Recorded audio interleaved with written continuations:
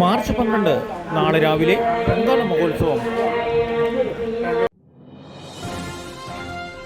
നമസ്കാരം, നാട്ടുരാജ്യ ന്യൂസിലേക്ക് സ്വാഗതം. ശ്രീ അന്നപൂർണേശ്വരി നവഗ്രഹ ഭദ്രകാളി ക്ഷേത്രം 3ാം ഉത്സവം തിങ്കൾ 10-ാം തീയതി 2025 മാർച്ച് 8 മുതൽ മാർച്ച് 14 വരെ.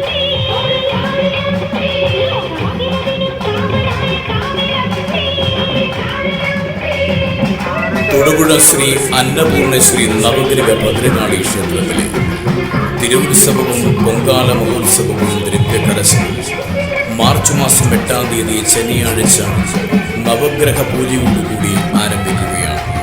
അന്നേ ദിവസം വൈകിട്ട് 6:30 ദീപാരാധന, തുടർന്ന് ആചാര്യഭരണം.